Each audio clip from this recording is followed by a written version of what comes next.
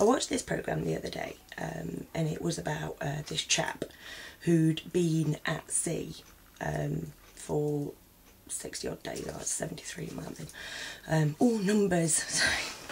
What am I doing? See, even I do. It's all about the numbers. But yeah, so he'd been at sea for absolutely ages, and he had been eating fish, right? Obviously, that's what you'd do. I think I love steak au poivre. Yeah, so he was eating fish, and he was eating the flesh of the fish and throwing the rest away.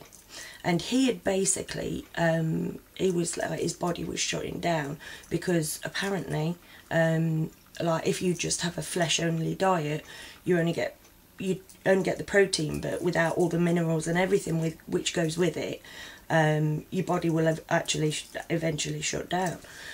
So he was just eating the flesh, and he was slowly dying. Even though he was eating, he was slowly dying through lack of the other things that came. That's got to show that the Atkins, that surely, bothers me to have that. And basically, when he was close to death, he all of a sudden got cravings for parts of the fish that people would normally throw away. The bits, he picked out the bits in between the vertebrae of the spinal column. He ate the eyeballs and whatever. He ate the liver. He ate the skin. He ate whatever.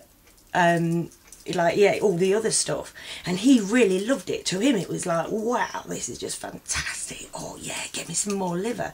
Now his body had told him that that was because like all of the things that he needed were provided in like the eyeballs, in the skin, in the liver, in the spinal column. He ate the parts of the fish that kept him alive, and he would have died had he not develop these cravings. Now I was talking to my daughter about it and everything, and it was like, why exactly, how, right? It's like, I understand that was amazing, right? But how did his brain know that those nutrients were in that? He'd not and it wasn't like he went, I'm going to start eating the eyeballs, I bet there's water in there, or, oh, I'm going to have a bit of spinal column now, just in case I'm, you know, lacking in, whatever it was in spinal column. You know what I mean? How did his body know, how did he know, how did his mind know that those things were in those parts of that fish enough to tell him?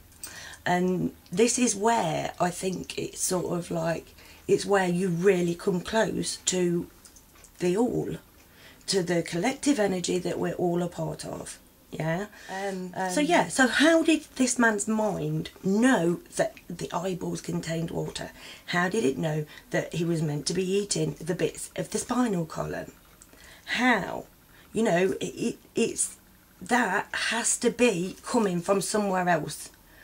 Do you know what I mean? Because he couldn't have told himself that, but he was craving it. And I know it's like, well, you know what I mean, he must have seen it somewhere or another.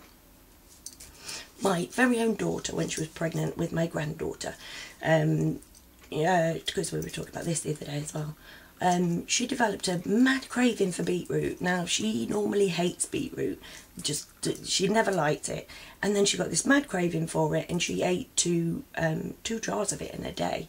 Do you know what I mean? She was just like, oh, give me more beetroot. And it wasn't until after that she found out that beetroot contained a lot of iron, and she was also she got anemia, so she had to take, you know, she was deficient in iron, and her body had said, eat this, it's full of iron. Now, how did her mind know that contained loads of iron if she's never read it on a packet, never given flying rat's neck, because she just knew she didn't like it? But her body knew, her brain knew it enough to be able to make her want that and enjoy it so badly, just so that she could get that into her system. You know, our brains are absolutely amazing, and what do we choose to do with them? Anything we're told to. And why? Because we're told that we have to. You know, it's sad. It's a sad, sorry world we live in. So you must have had, right, at some point in time, you know, where you've thought the phone was going to ring, and it did, that kind of thing. You know, that everybody has had some kind of experience that has defied belief. Now we're taught at the minute that we must put that down to mere coincidence. Appreciate the coincidences, they happen to you more. And I really think that that is just the universe trying to give you your good day back, you know. Nicer things happen to you when you're nice. And it feels nice, it's good, you know. It's what's wrong with feeling good? Why am I a nutcase? Why am I branded a nutcase for wanting us to love each other? Ask yourself that. Ask yourself why I am seen as crazy for wanting world peace. Why am I insane? Why am I insane for not wanting to shit on my fellow man, to have more than them? What's bonkers about that? Why am I a loon for wanting you to have everything for free in a war-free world? Show me up in it. Show me up in it.